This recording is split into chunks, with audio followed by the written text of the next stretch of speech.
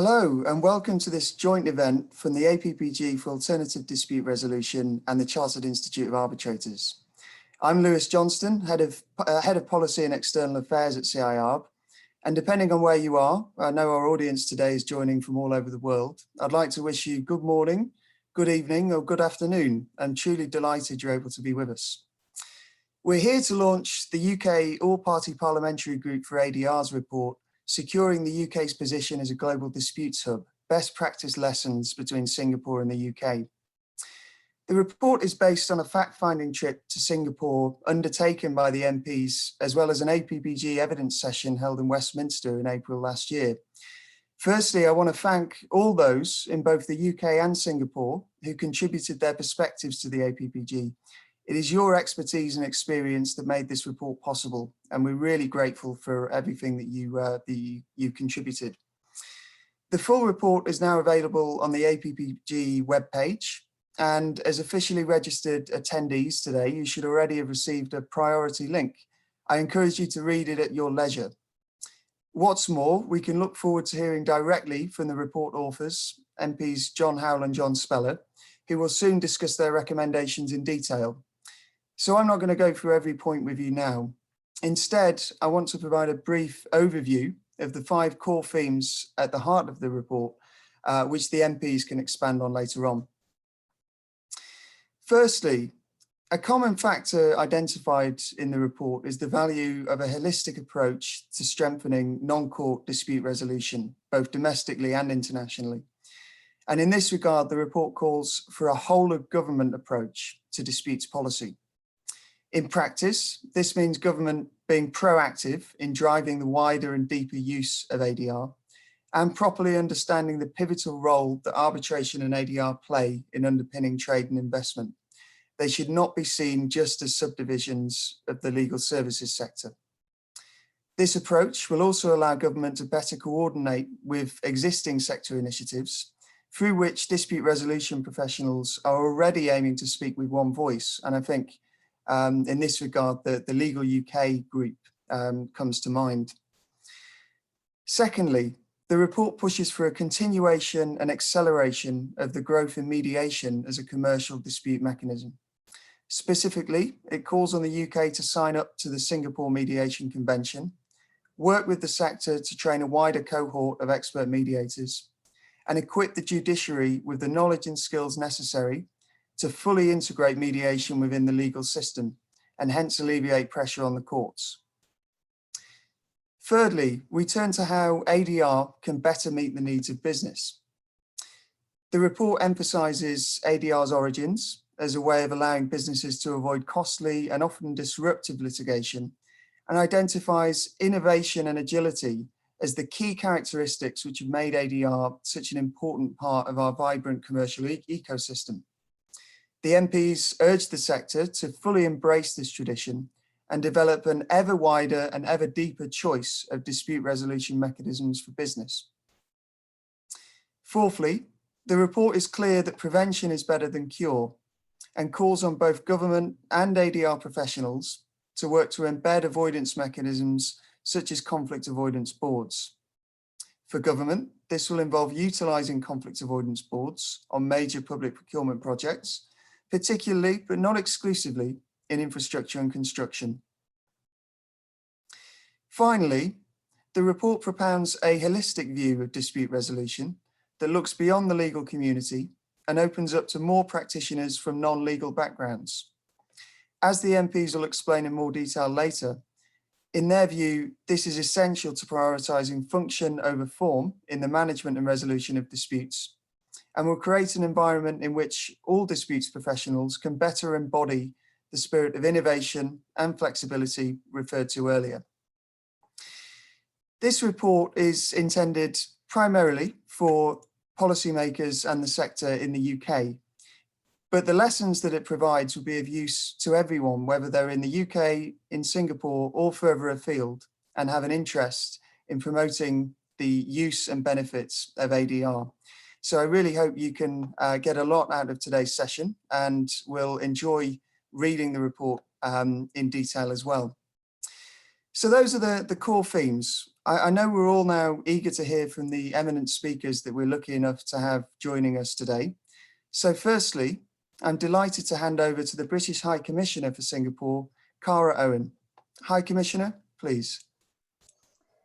Thank you so much, Lewis. And first of all, to say that I'm really honoured to be included in this event with such an august gathering of everybody who's going to be speaking on alternative dispute mechanism. I am the least expert, but what I would like to talk about is the relevance of thought leadership and international collaboration in this really important area of law. Meeting the CIARB and the APPG, Mr. Speller, Mr. Howell, who came out to Singapore in my first month here, really, I was absolutely delighted to see this delegation coming out to Singapore, because one of the things I most admire about the way that Singapore operates is how indefatigable its own search is to look for best practice around the world that it can then integrate into its own approaches. And I well remember the generosity of the Singapore-based interlocutors that the delegation saw while they were out here, and that have helped informed a really excellent report. A flourishing, open and international legal service market, which provides business with the opportunity to choose what kind of legal counsel they have, what kind of fora they want to use for dispute resolution, and the law that covers their transition is absolutely critical in facilitating cross-border trade. We are conscious of this in absolutely everything we do here at the British High Commission, in our trade section and in our economic discussions that we have with government and government agencies here. It totally underpins international business, providing confidence to investment and contributing to economic growth for all.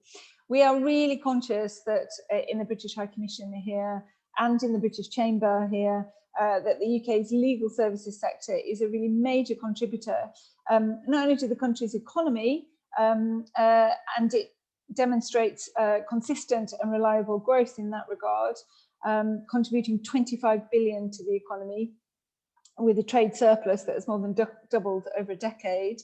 It is also really something on which we can, if we play it right, demonstrate real kind of thought leadership in the growth of the sector.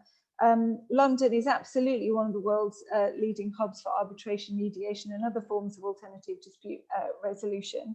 In maritime arbitration alone, I think London handles over 80% of global cases, and English law remains the preferred basis for legal activity. So an open and internationally focused legal services sector is going to remain absolutely central to the UK's future as a global, economically agile trading nation that I'm really proud to represent.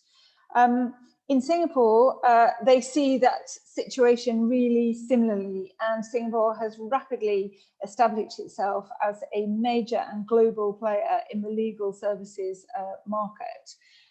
Both Singapore and London are in what we like to think of, I guess, as the Premier League of litigation, mediation and arbitration centres worldwide, with a really strong pool of outstanding lawyers and respected jurists at Judiciary. Both nations are home to absolutely brilliant international legal centres because they've got an open and liberal approach to providing legal services. And indeed, Singapore's leading role in the development of the Singapore Mediation Convention, which, so far as I know, is the only UN convention that has its own orchid assigned to it, to give it a real Singapore flavour, is testament to the commitment, strategic commitment Singapore has not only to developing the sector here, but to the role of alternative dispute resolution in the whole legal firmament. And I think we're really conscious during the visit by the APPG and CIARB that we were conscious of the background that if you're regulating your legal services now, you really need to have regard not just to single individual jurisdictions, but also to how jurisdictions are working together. So I think one of the things that's really clear to me here as High Commissioner is that when you have a really, really strong sector in two countries, cooperation between centres of excellence can be beneficial to everybody involved. And that's absolutely true of cooperation between our global legal hubs. So for the way I see it, a flourishing, interconnected global arbitration and mediation system is a basis for mutually beneficial international trade and underpins global business confidence. It's a benefit to both of our economies, but also to the regional economies in the regions in which we sit. It's a cornerstone of global trade, investment and commercial exchange, and cross-border disputes can offer a quick and cost-effective alternative to litigation. We're seeing this. Lewis, you mentioned construction and infrastructure, and we are definitely seeing a growing interest in discussing with us how you can design contracts from the outset that see a less kind of adversarial approach to conflict resolution. And I think that's going to be important not only here and in the UK, but also across this region that has major infrastructure requirements going forward. So on to the report. I think as somebody whose whole career and whose every waking hour is pointed towards global cooperation, I'm delighted that what it does is it calls for more international sharing and more global cooperation and collaboration in this field. I note that the recommendations reflect the UK government's own active pursuit of international cooperation as part of a culture of innovation and liberalisation in the global services market that we really, really want to embed.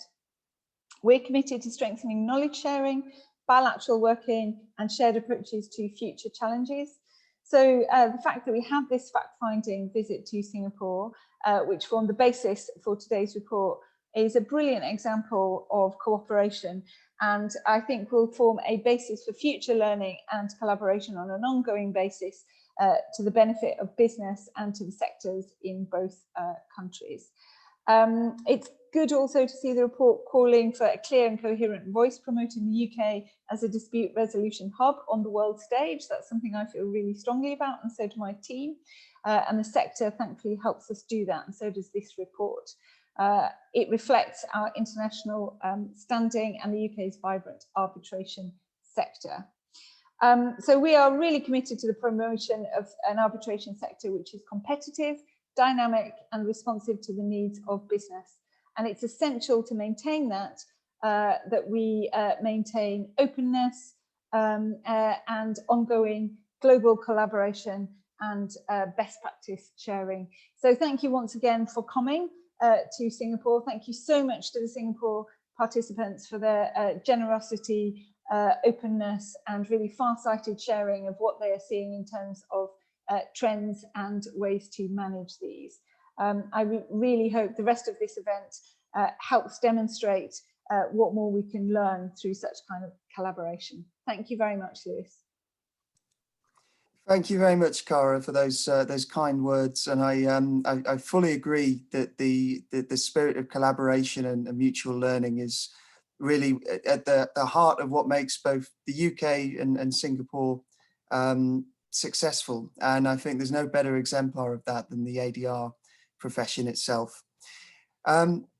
I would now like to hand over to a recorded video message from Singapore Chief Justice Sundaresh Menon. Now, Sundaresh was a real supporter of the fact-finding trip that was undertaken last year. And we're very, very grateful for the input that he had to make this report possible. So the video that we're about to show contains some of his initial thoughts and reactions to the contents of the report. So we'll play that for you all now.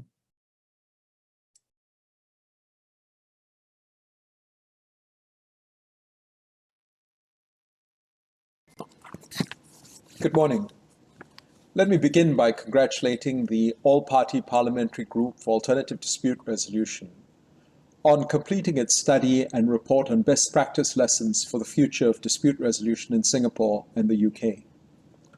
I also thank the Chartered Institute of Arbitrators for its support of the APPG's work and its help with organizing the visit to Singapore in August last year. The Institute has a long and storied history of service to the global dispute resolution community and is a true friend and partner of both our countries. I believe that the APPG's report repays careful reading, not only by judges, lawyers, and policymakers, but by all who have an interest in bettering the ways in which justice is delivered. Upon my initial reading of the report, I was immediately struck by how it reflects the very best traditions of comparative approaches to the study of dispute resolution and exemplifies the sort of valuable contributions that can come out of open and candid exchanges between jurisdictions on how to improve our respective institutions. The report accurately describes the commonality of the needs and circumstances of dispute resolution in both Singapore and the UK. As mature jurisdictions in this field, our judicial institutions have significant experience in operating efficient systems for the adjudication of disputes. But we also share the challenge of adapting and even transforming those systems to meet the evolving needs of our societies. In that context, let me pick up two connected themes of the report, which I suggest are especially worthy of further reflection and study. The first is the need for those in the business of resolving disputes, including the courts, to view solutions to disputes not solely, or even perhaps primarily, in terms of the law. The APPG has rightly pointed out that users desire a faster, cheaper, and simpler way of resolving disputes, and that traditional legal practices too often fail to live up to the expectations of users in this regard. But beyond that, I suggest a more fundamental handicap of the law and legal processes as tools for resolving disputes is their general inability to preserve and generate value. The law is and has always been excellent at returning value, for instance by ordering compensation or effecting restitution. But it is much less effective at preserving value, given that the legal process is often slow to react and produces significant costs of its own, some of which will never be recouped even by the winner. But the law and the legal process are almost completely inept at generating value and helping both disputants find shared ground for a productive future. You might say that this is not and has never been the function of the law, but I suggest that such a response might miss the point.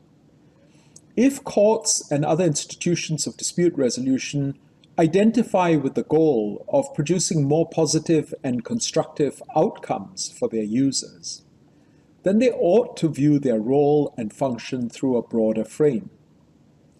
In this regard, commercial dispute resolution could take a leaf from the Book of Family Justice, whose first instinct is no longer to apportion blame, but rather to sustain and strengthen existing relationships by finding practical cooperative solutions and arrangements. Three secondary points flow from this. The first is connected to the APPG's recommendation that there is a need for a coherent and holistic approach, or to use the terminology in the report, a whole-of-government approach to disputes policy. Once we liberalize our thinking about dispute resolution from the strict confines of the frameworks and paradigms of the law, we might come to find that the enterprise of finding solutions to disputes can be approached from a variety of angles and will benefit from the application of different fields of expertise.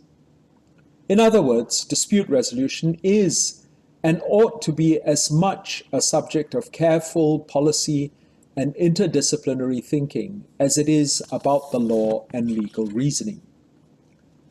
The second relates to the APPG's support for a mediation-first approach to dispute resolution. If we acknowledge the many benefits that the resolution of disputes by constructive engagement has over the adversarial process, then it is surely in the public interest and indeed incumbent upon courts as public institutions to urge parties to explore such options almost by default in most cases. It would, of course, be wrong to say that the law and the possibility of an adjudicative outcome have no part to play in the processes of mediation and negotiation. Very often, these processes are driven towards an outcome because they are conducted in the shadow of the law. But the great benefit of a mediation-first approach is that it begins by offering parties an expanded universe of possible options and outcomes that the adjudicative process simply cannot yield. The third point concerns the APPG's forward-looking observation that both our jurisdictions ought to tap more heavily on the potential of dispute avoidance. Both mediation and adjudication are ultimately methods of dispute resolution, or at most dispute containment, but they're inherently reactive rather than preemptive. Mechanisms for dispute avoidance, such as the conflict avoidance boards described by the APPG, foresee relational breakdowns and potential conflicts before they occur, and by preventing them from escalating, relieve parties from the vexation and expense of dispute resolution. I turn briefly to a second broad theme of the report, which flows logically from the first. Since the resolution of disputes can, in many circumstances, best be accomplished not by resort to law, but by way of problem-solving approaches, it must follow that dispute resolution need not be the sole preserve of lawyers. I think there is merit in the APPG's view that more professionals from diverse non-legal backgrounds should be encouraged to pursue careers in dispute avoidance, management, and resolution. Imagine having access to a corps of specialist mediators with sector-specific expertise, able to navigate complex disputes requiring extensive background knowledge of a particular industry. If, by expanding the professional ecosystem of dispute resolution, we could bring about or generate a broader range of perspectives on how to achieve peaceful outcomes to disputes in a manner that preserves rather than destroys value, then surely that would serve to enrich society. There would be much to consider regarding the training, accreditation, and regulation of these professionals, and these are matters that will undoubtedly require the input of policymakers. That again underscores the need for a policy-based approach to the development of the dispute resolution sector, combining the leadership and the resources of the government with the experience of the courts and the legal profession. Let me close by once again thanking the APPG for a thought-provoking and far-sighted report that warrants careful consideration as we shape the dispute resolution policies of our respective jurisdictions. I also warmly welcome your ideas on how we can continue working together in this direction. Given the long affinity between our legal systems and indeed the many shared traditions of our societies and our systems of government, we are well placed to collaborate in building the future of our justice systems, and to do so in a manner that not only supports our national aspirations, but also advances the larger cause of transnational commerce. The work of the APPG is a promising step in this direction, and we must explore what lies ahead. Thank you, and I wish you a most fruitful discussion.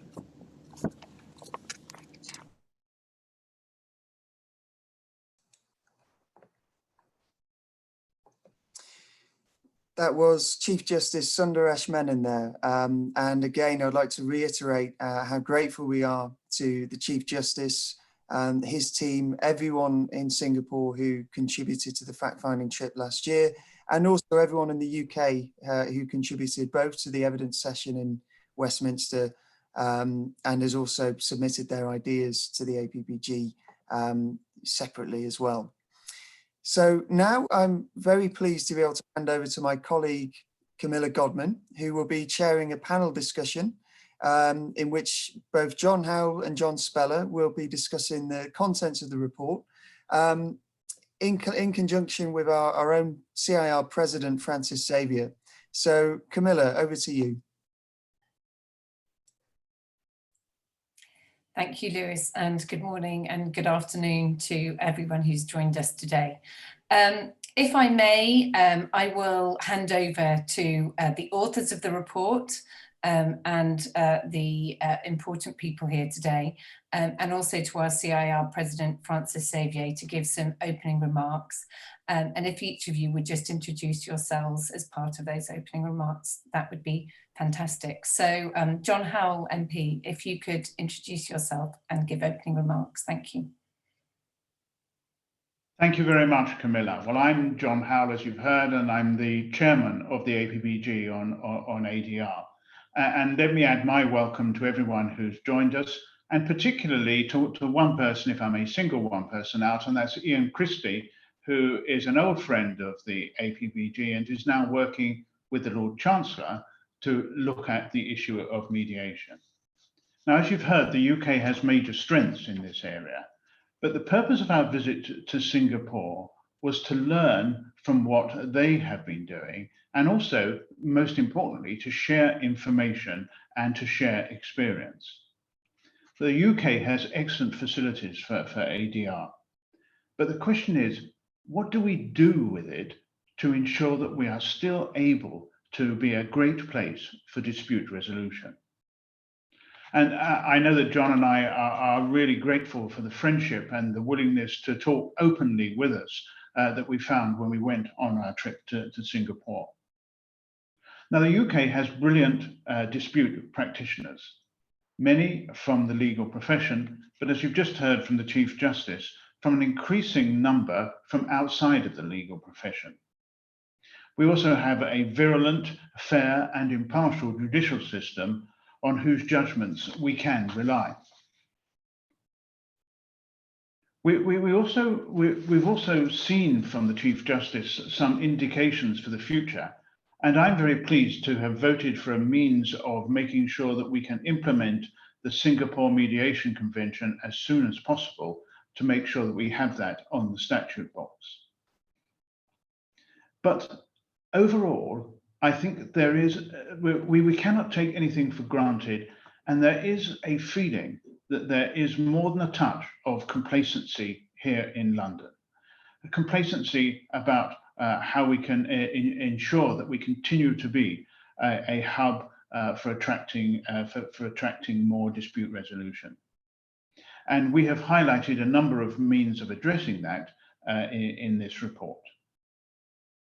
Of course, all of this needs to be re-examined in the light of COVID, but I think that even once you've done that, there is still much of this report that remains absolutely valid and remains a positive agenda.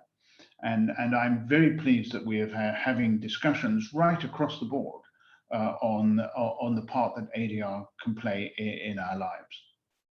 Now, I know that the City of London has just produced its report, London Recharged. And I think that is a very important point to remember in this, and it's one that I think heralds the way for us to be able to work closely with the city in order to take ADR forward and to make sure that it is a fundamental part of the way that we solve disputes and the way that we resolve them, and also in the way that we prevent them from happening in the first place. Thank you, John. And I know we'll be going back to a lot of those points later. If I may pass now to John Speller, MP.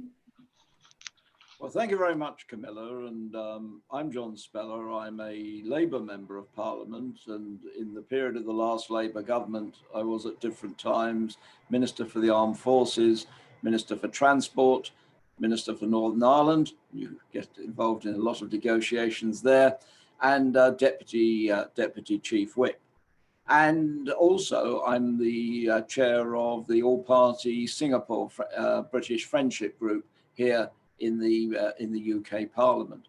That's why I was very pleased to be invited to be involved, because my speciality is not so much in the arbitration, but in the relations between our two countries.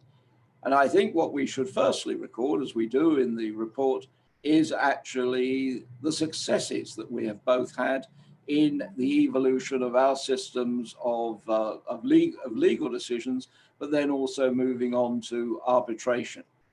But we have to also recognize that that has to be a constant process of evolution. Nothing stands still, and other countries and other systems will be moving fast to try and catch up, if only out of envy and jealousy of our successes. And therefore, look, of course, there are differences in commercial culture in the region in which you operate, and also in political culture. But what we do have between us is a very real common approach to actually free market economies, and also to the rule of law. And that is why our centres are so attractive to so many, even if in slightly different ways. And therefore, we should be all the time looking at what we can learn from each other, and recognising, as so many firms do, that in some cases they will be in competition with other firms, and in other cases they will be cooperating. And that is a natural process. It's not either or. And that's what I'm hoping that we can learn from each other. In the words of the American satirist Tom Lehrer, it's plagiarize, it's why the good Lord gave you eyes. And then added, but make sure that you call it research. But we do need to learn from each other and constantly involve. One of the key things that I think we got out of the visit was a reinforcement, been mentioned already, of the key role of government. By that, by the way, I don't just mean the central governments of Singapore and also of the UK. I particularly also mean the role of the City of London Corporation. And I'm pleased to see their report, but I would urge them to maybe, while looking at the leading position that Britain has in the world of arbitration, and I would urge them also of dispute resolution, I would also urge them not to be complacent about their success. The fact the mention was made by Cara about the Premier League. The fact that Liverpool swept all before them last season does not seem to have been repeated this season. I'm pleased to say that Aston Villa have an unbeaten record as a Midlands Member of Parliament, but that really is a lesson that you cannot rest on your laurels. You have to always be looking at how systems can be improved, sometimes even by micro improvements, and can be managed. And we can see that also, for example, in the world of construction. Before I came into Parliament, I was a national officer for the Electricians Union, which is very big in the construction industry. And there's been continual evolution of the ways in which disputes can be resolved, often not satisfactorily, but then there has to be change and reform. One concern I would have, and I think this also comes out very strongly in the report, is even if we make improvements, and the Lord Chief Justice alluded to this, we must not then allow that to be dragged into being over-legalized and then becoming over-expensive and over-structured, and missing really the point of the reasons for these changes. But also, as within the phraseology of conflict avoidance boards, trying to avoid these conflicts starting in the first place, trying to see what can be done to nip them in the bud, or even to have a very low level early stage resolution procedure in order that projects can proceed, and the main business, which is producing product and producing profit and competing in the world, is actually focused on. So I think that those are the main areas that we wanted to look at. And I do think that our message, and we'll be repeating this very much in London, is that time is also of the essence, that we need to speed up the processes. The world economics, as we've seen over these last 20 or 30 years, particularly since the transformation in China, The world economy is moving and changing and evolving very rapidly. And maybe some of the old processes for drawing up policy and even more importantly, implementing it are no longer relevant. And that's why the report, I think, is timely, but why we also will need to be pressing that on our side.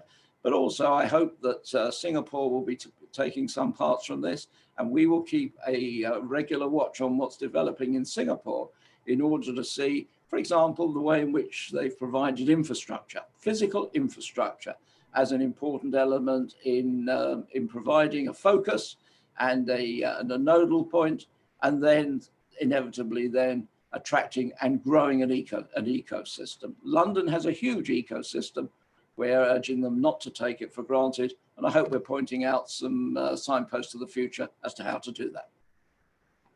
Yes, thank you, John. I think the plea for a more commercial approach really comes out very strongly from the report, and we'll be talking about that. And as for the Singapore side and what Singapore will be doing about that, I think we can see the commitment from Singapore Judiciary. So we'll be taking that forward with your help. I'd now like to pass to our 2020 CIR president based in Singapore, just by pure coincidence this year as the report has been launched, Francis Xavier. Thank you. Thank you. Obviously, it's been a very exciting year for all of us. Well, you know, I will highly commend you to read the report fully. I see that we have quite a number of participants on this live webinar. It's very timely and it's incisive. And I think more importantly, it provides pragmatic and clear way forward for both not only Singapore and the UK, but, you know, other countries that wish to, you know, evolve on this path. I think the central question at the heart of this inquiry is, how should modern societies approach the resolution of commercial disputes? And it's very clear what, you know, as is flagged by the report and echoed by the chief, CJ Menon, a while ago, the end users, the business community wants speedy, cost-effective mechanisms while maintaining relationships. As the report quotes at one of its pages, I found that very interesting. The relationship between companies are actually, you know, relationships between individuals or persons. But somehow litigation, which is the core dispute resolution mechanism, there is a war philosophy embedded in litigation, right? The report calls it adversarialism. But this war philosophy, where you engage a war by use of court documents with the aim of proving that you are absolutely right and the opponent is completely wrong, is at the heart of our court processes. And I listened to Chief Justice Menon, and it's interesting. He said that part of it, maybe it has to do with the fact that it's an adjudicative process, looking back by hindsight to see who, you know, is in the wrong and who is in the right. But I think, unfortunately, I think, you know, for those of us who practice in this area, litigation is, I think, sometimes surrounded by an unnecessary degree of adversarialism. But coming back to the report, I think the report very, very usefully, and this has been echoed in all those who have spoken just a while ago, points two things on the way forward. And I think in looking at this area, we just need to, I think we keep a keen finger on the pulse that the solution a lot of the times will have to do with reducing that degree of antagonism, that degree of adversarialism. So one of the key takeaways, as has been flagged, is, you know, to promote the use of mediation. Now, mediation is probably the only ADR method that is non-adversarial, you know, the least adversarial. And so it is right that we should promote ADR. In Singapore, we've had a huge success with it, as in the UK and in other parts of the world. And so we need to pursue mediation in its pure form, in its hybrid forms, and we need to train more non-legal mediators, as has been flagged in the report. We need to do more in terms of accrediting specialist mediators in different industries. That is key, and I think that's not been done to a degree that is satisfactory at the moment in most jurisdictions. So mediation is number one. Number two, I think the report very, very clearly shows the way forward in avoiding disputes, the use of dispute avoidance boards. The experience in the UK, in Singapore, and across the world is that dispute avoidance boards have not been championed sufficiently, have not been rigorously employed. They've been sometimes been employed in large infrastructure projects, but not enough. But as the report rightly says, why limit it to infrastructure projects? It should, be liberally used beyond that. And so that is definitely a way forward. But I think beyond that, we need to remind ourselves that the third thing that we need to watch in our countries and in our systems moving forward is that arbitration, in the way we administer arbitration, in the way we train arbitrators, in the way we develop our arbitration culture, is that arbitrators, users need to realize that they should not mimic litigation. And I think that is a lesson we speak about it, we constantly need to embed it in our training, in our pro-arbitration culture. The more arbitration mimics litigation and therefore ramps up the level of adversarialism, it loses its utility as an alternative to litigation. And finally, I think the one thing that we all need to do, and this may perhaps be a long range, this is my last comment, would be we maybe need to rethink our litigation processes, our court processes, to reduce the level of adversarialism. And maybe one of the solutions is to give more powers to the judge to step in, not stay as a sort of an umpire who does not want to handle the ball, but to get into the middle of the play and say, I'm stopping play now and I'm redirecting the play. I don't like where the game is heading towards. Reduce the level of the powers of the players, the litigants themselves, so that there is enlightened decision making even in our court processes, and thereby reduce adversarialism. But thank you. Back to you, Camilla.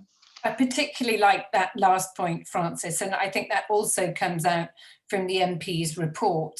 They are advocating for better training of the judiciary about exactly what you're saying, interfering to try and get parties to maintain relationships. So I now have a series of specific questions, and I just want to deep dive into some of the recommendations that are coming out of the report. And just to emphasize for the participants who haven't actually seen the report yet, there are recommendations both to the UK government and to Singapore as well. The report sets out practical suggestions on how the UK and Singapore can secure positions as world-leading disputes hubs. Before we look at those exact recommendations, I wonder if the MPs could tell us why they think the UK has so far been so successful as a global disputes hub. And in short, what are the main things the UK has going for it? If I could turn to John Howell. Well, thank you, Camilla. I mean, I think the main things that we have about ADR is the enormous strength of the ADR community in the UK. Now, this has traditionally been based on lawyers, but as I tried to say, we are widening that out, and the more that we can include non-lawyers in that, the better we will move to the non-adversarial system of ADR that Francis has spoken about. But I think that we have got a lot of history in that. And of course, we also have a fantastic judicial system. But the point that I was trying to make was that we shouldn't be complacent about that. We need to make sure that we understand that, for example, Singapore, in the offices in which you are, Camilla, we don't have the same sort of facility in the UK for undertaking mediation and arbitration. And unless we can provide that basic infrastructure on the ground, then we will begin to slip in the way in which we can look after our ADR community and the people whom we serve. John Speller? Yes, I think the key common factor actually between our two countries is an honest judiciary, and by that I mean unbribable, but also not subject to political interference. And when you actually start to look around the world, it is quite remarkable actually how that stands out compared with many other countries where there is a great deal of either in selection of judges or indeed actually in decisions of judges, political influence. And that is obviously a matter of concern, for example, in relation to the judiciary in Hong Kong, which has also been a major centre for dispute resolution up to now. But I think it's also because it sits in an ecosystem of the City of London, with all of those services, and the companies involved obviously call on all of those services in order to resolve disputes.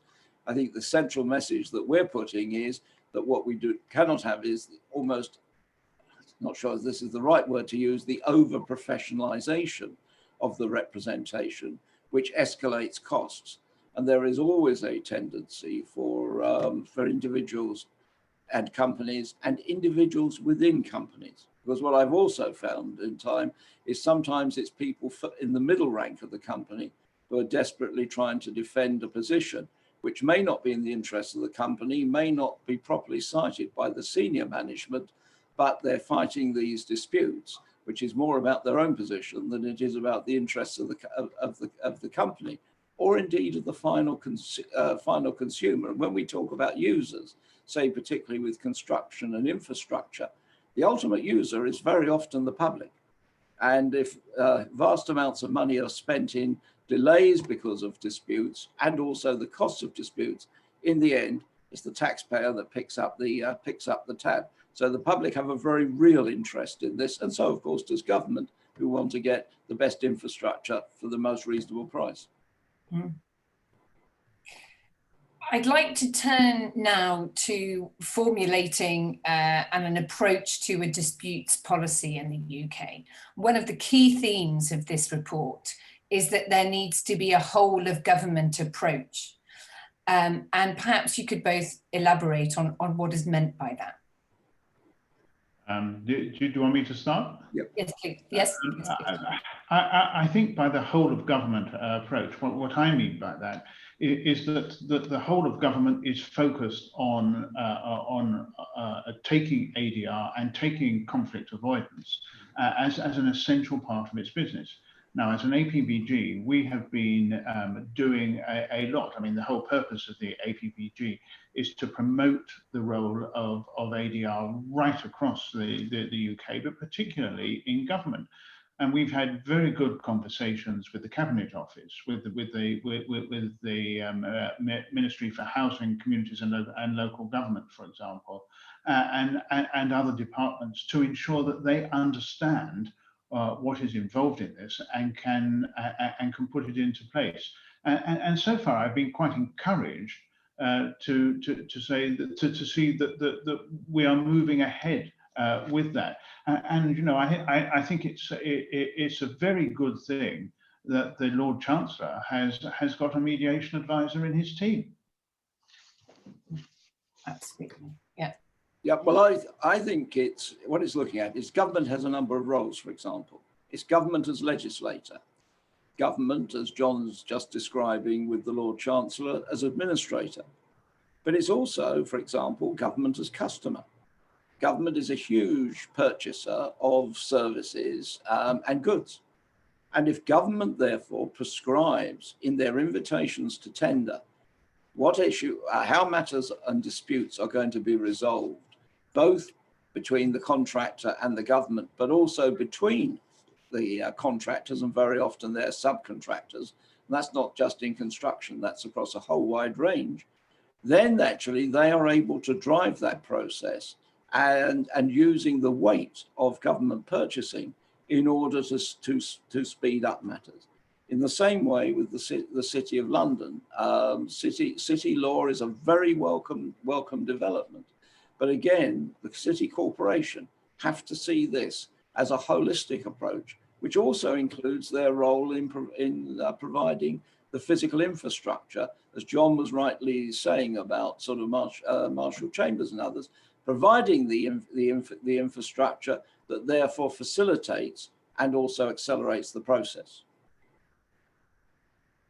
Thank you. I'm also very interested, as part of your report, that you have suggested that policy strategies on commercial dispute resolution should be led by a new Minister for Commercial Disputes, potentially within the Department for Business, Energy and Industrial Strategy.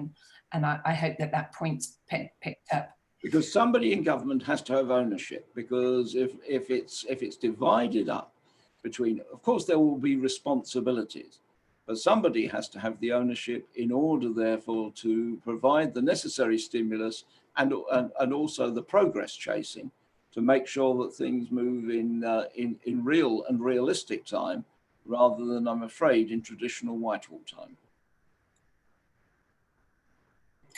So we'll turn to Francis in a moment. Just before we do, mediation has already been talked about quite a lot in this session, and your report emphasises strongly the value of mediation and urges the UK government to promote mediation more broadly. How do you think that should be done? For example, how can we train members of the judiciary in mediation? Well, I'm not sure that it's just training the judiciary in mediation. I think actually the judiciary understand what mediation is about. I think this is about much more training the broader cohort of people that are involved in ADR. And on the mediations that I've sat in on, for example, I've been very conscious of the fact that it requires a special approach, a special character, of really being able to take a step back and to be humble yourself in front of the mediation, to try and draw out the solutions from the individuals. So the more that we can do that and can put the emphasis on that as the way forward, I think the more successful we will be in making sure that mediation continues forward. And I did an Industry and Parliament Trust, which is an organisation within the House of Commons, fellowship in law.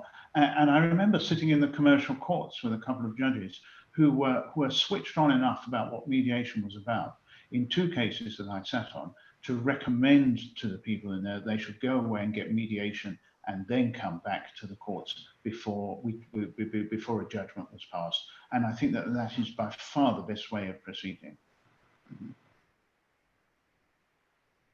And the Singapore Mediation Convention? Well, the Singapore Mediation Convention is really important. And of course we have it's now in the House of Lords, but the House of Commons has finished looking at the way in which private international law, such as the Singapore Mediation Convention, can be passed quickly, and it doesn't require its own legislation. And you know, we can get it on the statute books when we say we're enthusiastic for it, not a year or two later. And I think that is really important if we're going to keep the momentum up for making sure that ADR becomes a fundamental part of the way that we approach settling disputes. Yep. That's good news. John Speller, mediation, how do you feel we can promote it more widely in the UK?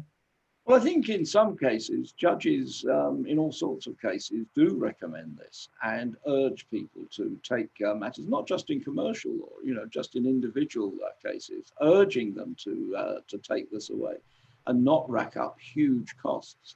I mean, one of the worst things as a member of Parliament when a constituent has a neighbour dispute is when they say to you, but it's a matter of principle, Mr. Speller. And they are prepared to waste years of their lives and a lot of money, and you just scale that up, often between companies. And so I think that there is a desire for that, but that comes back to the point I was also making of really a desire to try and reduce the level of legal firepower that is involved. And you can see this in many areas. In employment law, industrial tribunals used to mainly be a representative of the company and a union representative for the member. And they have become increasingly legalized. I'm not sure that we get better justice out of that, but I do know that there's an awful lot of expense. And as always, it's a constant evolution, and there will be some deterioration in practice. And there needs to be a rapid attention to that, exactly back to John Howell's point of early intervention. And if we do have, therefore, a minister who is able, therefore, to communicate across departments to say this situation is deteriorating, we need to look at a possible remedy in order to get it back on course. So we should never see any of this as finished work. It is always evolving. What we need is the mechanism that shapes and handles that evolution. Absolutely, John. I totally agree. The evolution and the innovation that also is a big term in your report. Mm-hmm. Francis, just turning to you, not only have you witnessed, but you've been a key part of the development and advancement of mediation in Singapore. What, in your view, has worked well to encourage the proliferation of mediation as a means for resolving disputes? Well, Camilla, I think about a decade and a half ago, the challenge for Singapore was how do we create a pro-mediation culture? And, there was some resistance in the profession that mediation would reduce their workload. And hence, because if cases are settled, then they don't have enough cases to fight. And that brings down the revenue to the profession. So there was an sort of an inherent tension in that. But I think the profession has since learned that mediation itself, is a worthy form of practicing the law. But what had to change in bringing about a sea change in culture was that I think we found that the single biggest determinant was, and this is a factor that has been flagged by both John Howell and John Speller, is the judiciary. We had a very strong push from the judiciary at all levels of the judiciary. So, when a case is ongoing, at calibrated moments, at the right moment, the parties will receive a letter from the court registry to say, have you considered mediation? Please let us know whether you are open to, having mediation at this stage right now. And, as in the UK, the fact that, a party is not open to mediation is taken into account ultimately, in terms of perhaps the costs, how cost is handled at the end of the day. But because the court is writing to the parties to say, hey, don't you want to explore mediation at this time, the parties take it very seriously. And, once they're in mediation, the parties immediately see the benefit of mediation, right? Because, it's a process that, will mean they save legal costs, they save time, they can focus on building the future rather than litigating about the past. And so, when the SMC was formed in, more than about 13 years ago, since then, of course, you needed to very quickly train a pool of mediators. You needed to make sure there are facilities, infrastructure. But since then, since all that has been enabled, the SMC today boasts that it has mediated 4,500 cases, resolved over 70% of those, and over 90% of the resolved cases were resolved within a day. Those are impressive statistics, right? It reduces the burden on the court processes, and parties can move on. The wheels of commerce can go on into the future with the least amount of acrimony. And so Singapore, is a big champion of mediation. It continues to improve its infrastructure. There was a report in 2013, and members of the UK Bar were part of it. And the recommendations were we needed to have a specialist international mediation center. So we formed the SIMC, we are having more specialist mediation tracks. We are also training, as has been, and someone in the chat group also talks about the RICS experience in the UK. Exactly, we are training more non-lawyers. And so this is, as John Speller pointed out, it's an ongoing thing. It's not something you do and you sit back and praise yourself, pat yourself in the back. Thank you, Camilla. Francis, could I just ask, did the Singapore authorities mandate these procedures when they were putting out their own contracts? Well, I think there was, with the rise in popularity of mediation, because it suddenly became a pro-mediation culture, John. So what had happened was, yes, so, instead of your stock, court selection of court clause or your stock arbitration clause, we saw the proliferation or prolification, as Camilla put it. I just said, thank you. Of tiered clauses, of tiered clauses. So it's almost, it's almost a given that a contract now will have mediation, followed by arbitration. So that came about because of the sheer mindset change towards mediation. Yeah. And the report is also putting forward another mindset change, which is to think about foreseeing potential breakdowns in relationships before they even occur. And by that, I mean conflict avoidance. I wonder what the panelists think can be done to encourage more use of conflict avoidance boards, and particularly as we've been talking today on major infrastructure projects. Well, I think actually, Camilla, the Chartered Institute of Arbitrators is a prime example of having used conflict avoidance when you were putting the contract out for your new IT system, and I understand that worked very well. But look, this is a major issue that I have been helping to push forward with the Cabinet Office to be able to bring in to contracts. We're seeing it being used a bit in the Ministry of Defence, who have very large projects there. Although there is no real resistance to it, it is not yet a concept that is fully understood, I feel. And we're having a lot of work to do to educate people in what it's all about.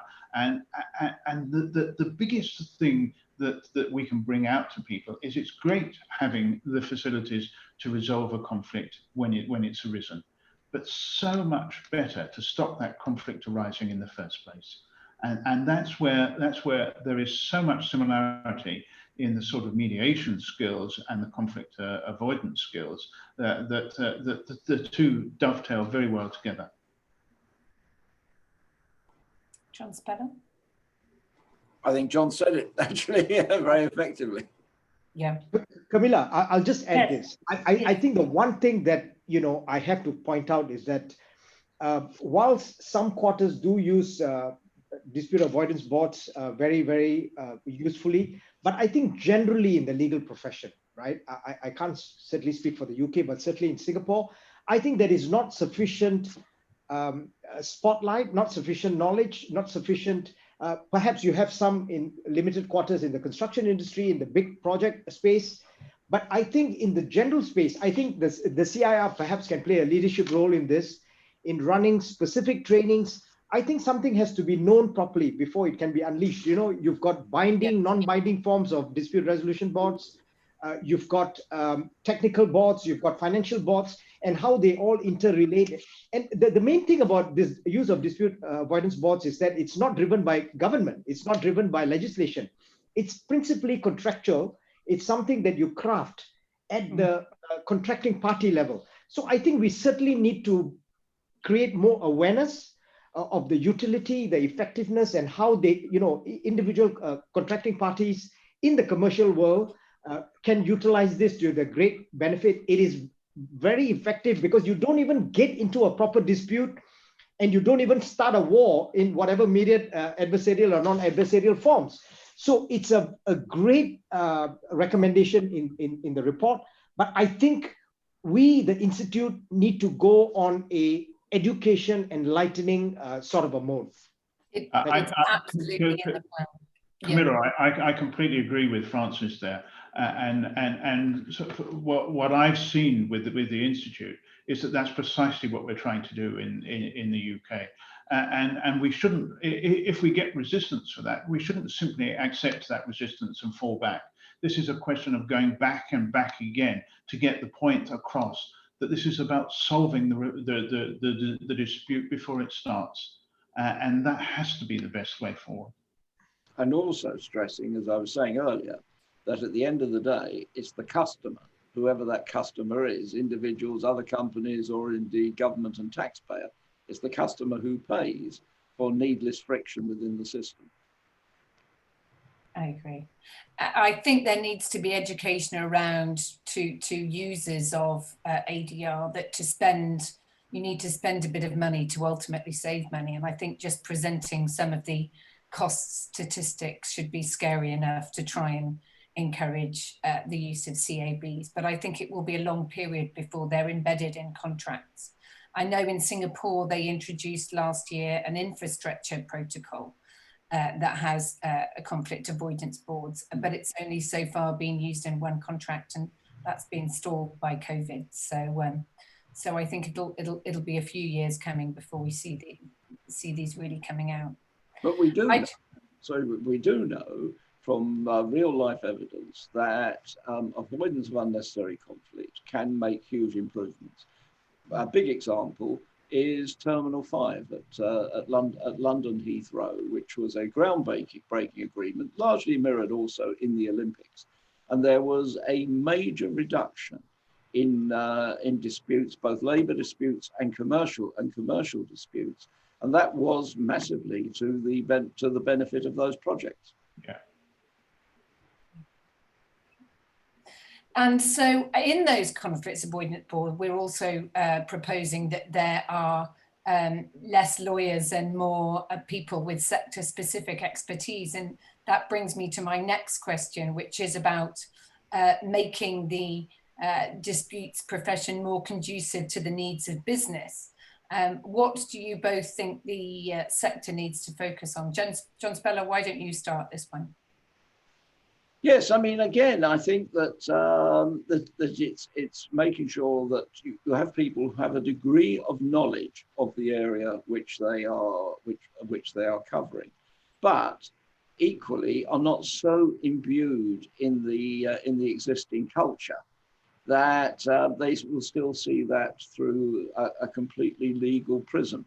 Because ultimately these cases may go to litigation, and people will still retain their rights. And you do need, I think John Howell was saying earlier, there are specific skills which are designed to defuse tensions, to actually get the parties to focus on what are the real points of difference between them.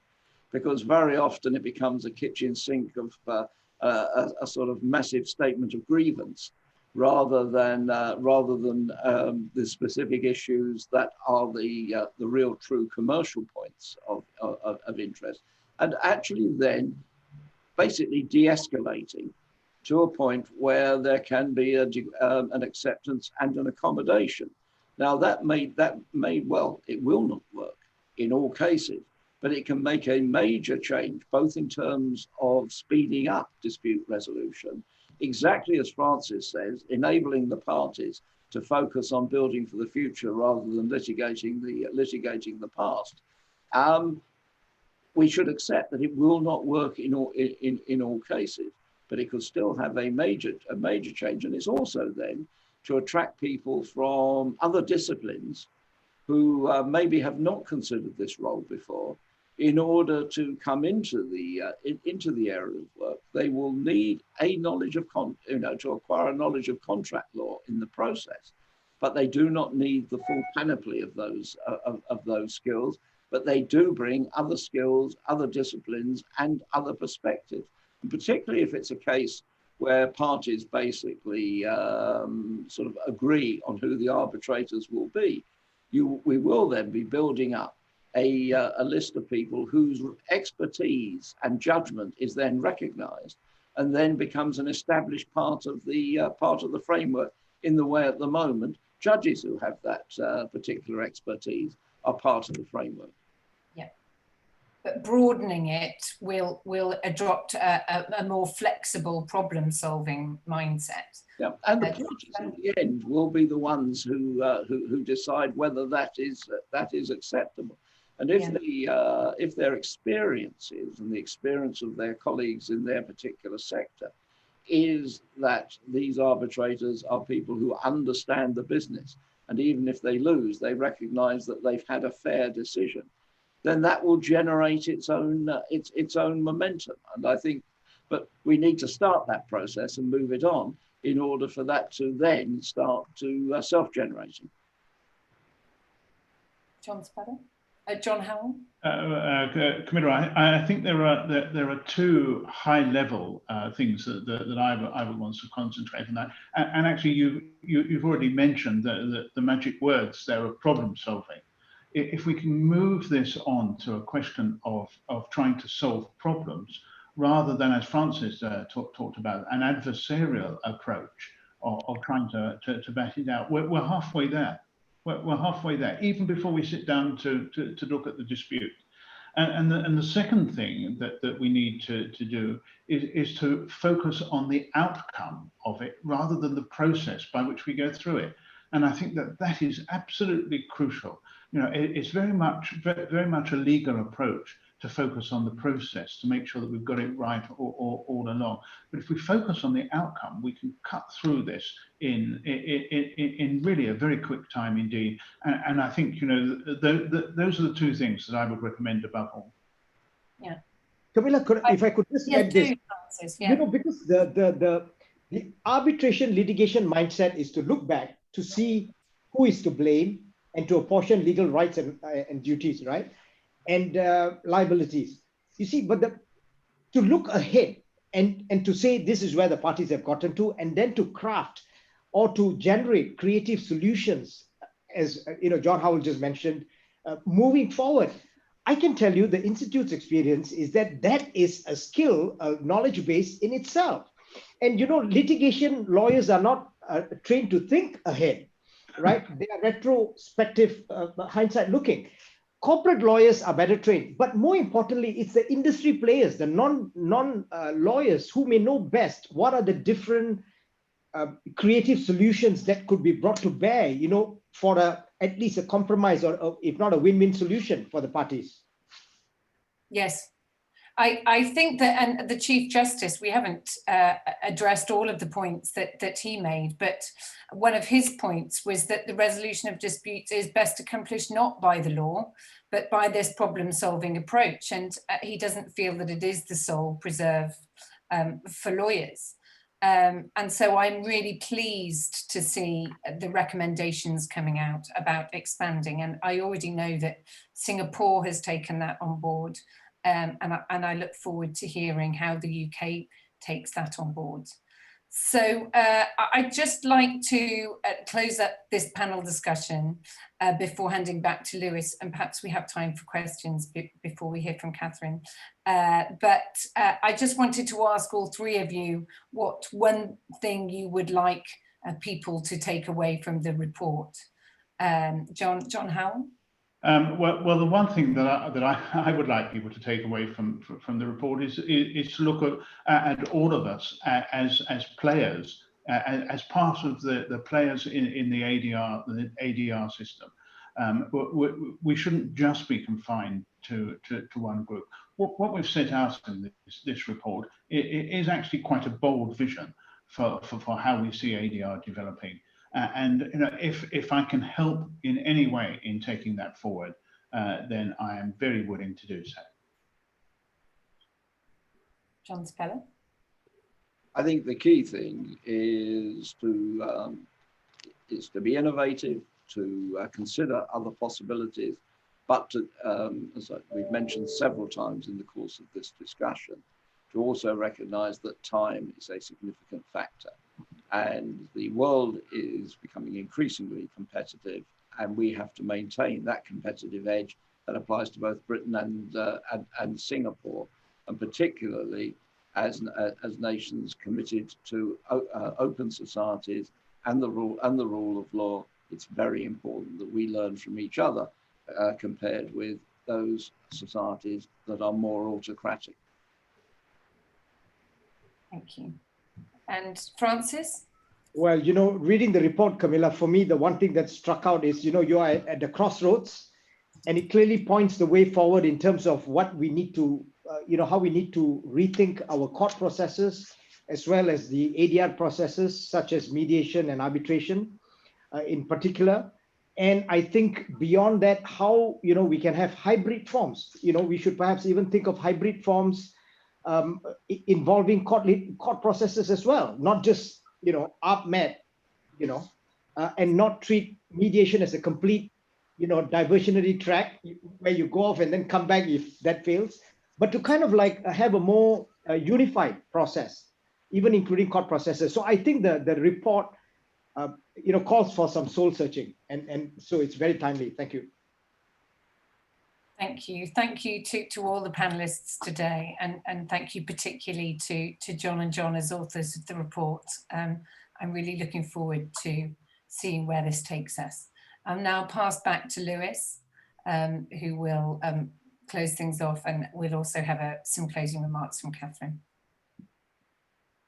Thank you very much, Camilla, and thanks everyone. I think that was a fantastic discussion, and it really highlights just how many ideas are in this report. I know that we could have carried on discussing the proposals at some length. I think what also came out for me was just how relevant these recommendations are, not only for the UK, but elsewhere as well, in Singapore and indeed worldwide. So thank you ever so much for that. We will be working as Secretariat to the APPG to take these recommendations forward, both for the UK government, and we look forward to updating everyone further on that. But just before we close, I'm very, very happy to hand over to CIARB's own Director General, Catherine Dixon, who is just going to summarise some of the things that we've discussed here. Catherine.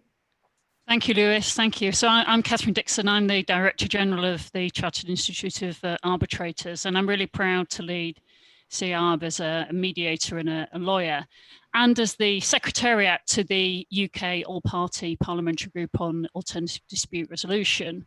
CIARB's really proud to have played a part in bringing this important report to fruition.